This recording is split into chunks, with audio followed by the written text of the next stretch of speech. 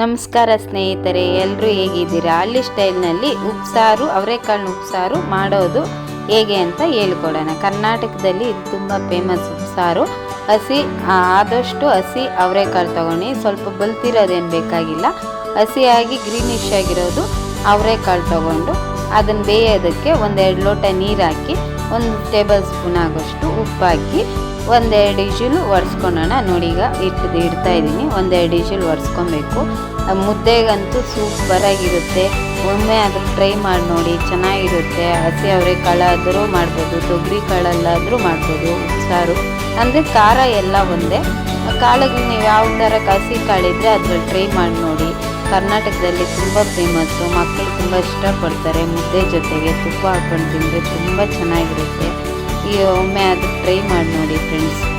ಈಗ ಅದನ್ನು ನಾವು ಚೆನ್ನಾಗಿ 1-2 ವಿಷಿಲ್ ಹಾಕ್ಸ್ಕೊಂಡಿರ್ತೀರಲ್ವ, ಅದು ತೂತು ಬಟ್ಲು ತೊಗೊಂಡು ಈಗ ಕಾಳನ್ನ ನೀರನ್ನ ಸಪ್ರೇಟ್ ಮಾಡ್ಕೊಳ್ಳೋಣ. ಈಗ ನೋಡಿ, ಈ ಥರ ಸಪ್ರೇಟ್ ಮಾಡ್ಕೊಬೇಕು. ನೀರು ಸಪ್ರೇಟ್ ಮಾಡ್ಕೊಬೇಕು, ಕಾಳು ಸಪ್ರೇಟ್ ಮಾಡ್ಕೊಬೇಕು. ಇವಾಗ ಇದನ್ನು 5 ನಿಮಿಷ ಆರಕ್ಕೆ ಬಿಡೋಣ. ನೋಡಿ, ಈ ಥರ ಬಟ್ಲಲ್ಲಿ ಇಟ್ಬಿಟ್ಟು ಆರಕ್ಕೆ ಬಿಡಬೇಕು. 5 ನಿಮಿಷ ಆರಬೇಕು.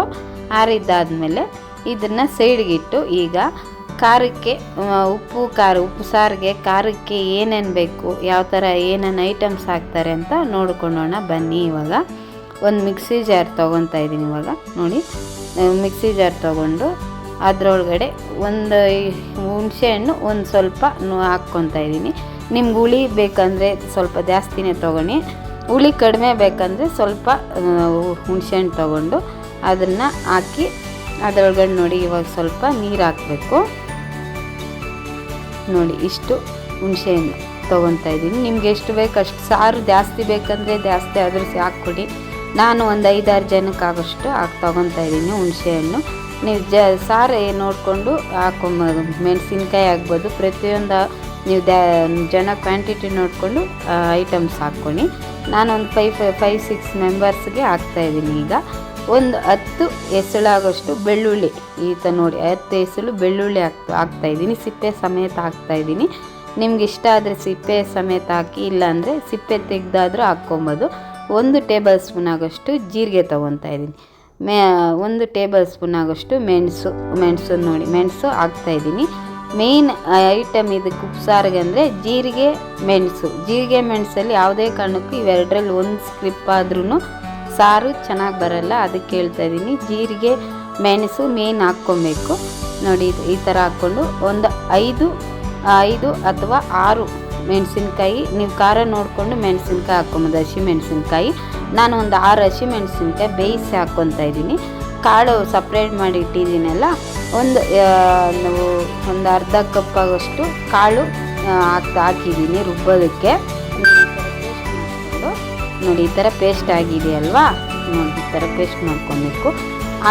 ಆವಾಗಲೇ ಕಾಳು ಬೇಯಿಸಿಟ್ಟಿದ್ದೀನಿ ನೋಡಿರಿ, ಅದನ್ನು ನೀರು ಕಾಳು ಸಪ್ರೇಟ್ ಮಾಡಿದರೆ ಅದೇ ನೀರು ತೊಗೊಳ್ತಾ ಇದ್ದೀನಿ. ಮೇಯ್ನ್ ಆ ನೀರು ಹಾಕಲೇಬೇಕು, ಕಾಳು ಬೇಯಿಸಿದ ನೀರು. ಇಲ್ಲಾಂದರೆ ಸೊಪ್ಪು ಸಾರೇ ಆಗ್ಬೋದು, ಬಸ್ಸಾರೇ ಆಗ್ಬೋದು, ಚೆನ್ನಾಗಿ ಬರಲ್ಲ. ಕಾಳು ಬೇಯಿಸಿದ ನೀರು ಸ್ವಲ್ಪ ಆದರೂ ಹಾಕಲೇಬೇಕು. ನೀವು ಸಾರನ್ನು ಕ್ವಾಂಟಿಟಿ ನೋಡಿಕೊಂಡು ನೀರು ಹಾಕ್ಕೊಬೋದು. ತೆಳು ಬೇಕಂದರೆ ಇನ್ನೂ ತೆಳು ಮಾಡ್ಕೊಂಡು. ನಾನು ಸ್ವಲ್ಪ ಅಷ್ಟೊಂದು ತೆಳು ಏನು ಮಾಡ್ತಾಯಿಲ್ಲ, ಸ್ವಲ್ಪ ಮಂದಗೆ ಮಾಡ್ತಾಯಿದ್ದೀನಿ. ನಿಮ್ಗೆ ಇನ್ನೂ ತೆಳು ಬೇಕಂದರೆ ನೀರು ಸೇರಿಸ್ಕೊಂಡು. ನೋಡಿ, ನಾನು ಇಷ್ಟು ಮೀಡಿಯಮಾಗಿ ಮಾಡ್ಕೊಂಡಿದ್ದೀನಿ. ಅದು ಉಪ್ಪು ನೋಡಿಕೊಂಡು 1 ಟೇಬಲ್ ಸ್ಪೂನ್ ಆಗೋಷ್ಟು ಉಪ್ಪು ಹಾಕ್ತಾಯಿದ್ದೀನಿ. ಆಲ್ರೆಡಿ ಕಾಳು ಬೇಯಿಸೋದಕ್ಕೆ ಹಾಕಿದ್ದೀವಲ್ಲ, ಈಗ ಟೇಸ್ಟ್ ನೋಡ್ಕೊಂಡು ನಾನು ಅರ್ಧ ಟೇಬಲ್ ಸ್ಪೂನ್ ಆಗೋಷ್ಟು ಉಪ್ಪು ಹಾಕಿದ್ದೀನಿ. ನೋಡಿ, ಈ ಥರ ಮಿಕ್ಸ್ ಮಾಡಿ ಸಪ್ರೇಟಾಗಿ ಇಟ್ಬಿಡಿ. ತಿಳಿ ಸಾರಿಗೆ ಒಗ್ಗರಣೆ ಏನು ಕೊಡೋಷ್ಟಿಲ್ಲ. ತಿಳಿ ಸಾರಿಗೆ ಪಲ್ಯ ಕಾಳು ಇಟ್ಕೊಂಡಿದ್ದೀರಲ್ಲ, ಅದಕ್ಕೆ ಒಗ್ಗರಣೆ ಕೊಟ್ಟರೆ ಸಾಕು. ಸಾರಿಗೇನು ಒಗ್ಗರಣೆ ಏನು ಅವಶ್ಯಕತೆ ಇರಲ್ಲ. ತಿಳಿ ಸಾರಿಗೆ ಒಗ್ಗರಣೆ ಏನು ಮಾಡೋಕ್ಕೆ ಹೋಗಬೇಡಿ. ನಾನು ಒಗ್ಗರಣೆಗೆ ಈಗ ಒಂದು 4 ಟೇಬಲ್ ಸ್ಪೂನ್ ಆಗೋಷ್ಟು ಎಣ್ಣೆ ತೊಗೊಂಡಿದ್ದೀನಿ ಪಲ್ಯ ಒಗ್ಗರಣೆ ಮಾಡ್ಕೊಳಕ್ಕೆ. ಈಗ ಎಣ್ಣೆ ಕಾದಿದೆ. ಒಂದು ಅರ್ಧ ಟೇಬಲ್ ಸ್ಪೂನ್ ಆಗೋಷ್ಟು ಸಾಸಿವೆ ಹಾಕ್ತಾಯಿದ್ದೀನಿ. ನೋಡಿ, ಅರ್ಧ ಟೇಬಲ್ ಸ್ಪೂನು ಸಾಸಿವೆ ತೊಗೊಂಡಿದ್ದೀನಿ. ಈ ಥರ ಸಾಸಿವೆ ಚಿಟ್ಗುಡ್ತಾ ಇದೆ. ಒಂದು 5 ಹಸಿಮೆಣಸಿನ್ಕಾಯಿ ಕಟ್ ಮಾಡಿ ಇಟ್ಕೊಂಡಿದ್ದೀನಿ. ಒಂದು 4 ಬೆಳ್ಳುಳ್ಳಿ ಜಜ್ಜಿ ಸೈಡಲ್ಲಿ ಇಟ್ಕೊಂಡಿದ್ದೀನಿ. ಫಸ್ಟ್ ಬೆಳ್ಳುಳ್ಳಿ ಹಾಕಿ, ಆಮೇಲೆ 1-2 ಈರುಳ್ಳಿ ತೊಗೊಂಡಿದ್ದೀನಿ ಕಟ್ ಮಾಡಿ ಇಟ್ಕೊಂಡು ಒಗ್ಗರಣೆಗೆ. ಈಗ ಚೆನ್ನಾಗಿ ಒಂದು 5 ನಿಮಿಷ ಚೆನ್ನಾಗಿ ಬೇಯಲಿ, ಕಲರ್ ಬರಲಿ.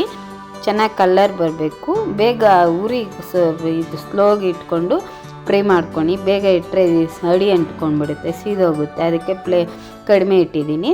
ಒಂದು 4 ಕರ್ಬೇವಿನ ಎಲೆ ಹಾಕ್ತಾಯಿದ್ದೀನಿ. ಫಸ್ಟೇ ಸಾಸಿವೆ ಹಾಕಿದ ತಕ್ಷಣ ಏನು ಹಾಕೋಕ್ಕೆ ಹೋಗಬೇಡಿ, ಕರ್ಬೇವಿನ ಸೊಪ್ಪು ಫ್ಲೇವರ್ ಹೊರಟೋಗುತ್ತೆ. ಈರುಳ್ಳಿ ಹಾಕಿದ ನಂತರ ಹಾಕಿ ಕರ್ಬೇವಿನ ಸೊಪ್ಪು, ಆವಾಗ ಚೆನ್ನಾಗಿರುತ್ತೆ ಕರ್ಬೇವಿನ ಸೊಪ್ಪು ಫ್ಲೇವರು ಪಲ್ಯದ ಜೊತೆಗೆ.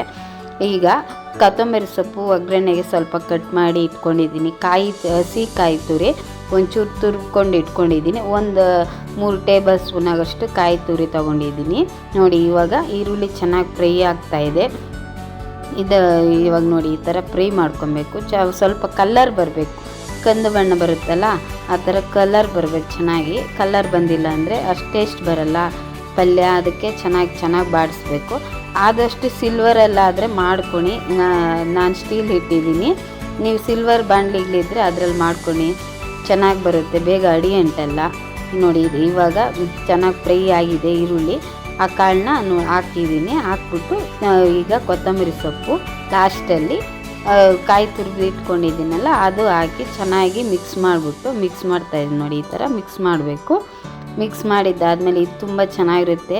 ಒಂದು ಸಲ ಆದರೂ ಟ್ರೈ ಮಾಡಿ. ಇಷ್ಟ ಆದರೆ ನಾವು ಕಮೆಂಟ್ ಮಾಡಿ, ಮೆಸೇಜ್ ಮಾಡಿ, ರಿಪ್ಲೈ ಮಾಡ್ತೀನಿ. ನಾನು ಡೌಟ್ ಇದ್ದರೆ ಒಮ್ಮೆ ಆದರೂ ಟ್ರೈ ಮಾಡಿ ನೋಡಿ. ಸಬ್ಸ್ಕ್ರೈಬ್ ಮಾಡಿ. ನನ್ನ ವಿಡಿಯೋ ಇಷ್ಟವಾಗಿದ್ದಲ್ಲಿ ಲೈಕ್ ಮಾಡಿ, ಶೇರ್ ಮಾಡಿ, ಸಪೋರ್ಟ್ ಮಾಡಿ ಫ್ರೆಂಡ್ಸ್. ನೋಡಿ ಈ ಥರ ಉಪ್ಪು ಹಾಕಿ ಲಾಸ್ಟಲ್ಲಿ ಉಪ್ಪು ಹಾಕಿ ಚೆನ್ನಾಗಿ ಮಿಕ್ಸ್ ಮಾಡಿ ಇಟ್ಟಿದ್ದೀನಿ. ರಾಗಿ ಮುದ್ದೆ ಜೊತೆಗೆ ತುಂಬ ಚೆನ್ನಾಗಿರುತ್ತೆ. ರೈಸ್ಗಿಂತ ಮುದ್ದೆ ಜೊತೆಗೆ ತುಂಬ ಚೆನ್ನಾಗಿರುತ್ತೆ. ಒಮ್ಮೆ ಆದರೂ ಟ್ರೈ ಮಾಡಿ ಪ್ಲೀಸ್ ಫ್ರೆಂಡ್ಸ್, ಸಪೋರ್ಟ್ ಮಾಡಿ ಅಂತ ಧನ್ಯವಾದಗಳು. ವಿಡಿಯೋ ನೋಡಿದ್ದಕ್ಕಾಗಿ ಧನ್ಯವಾದಗಳು.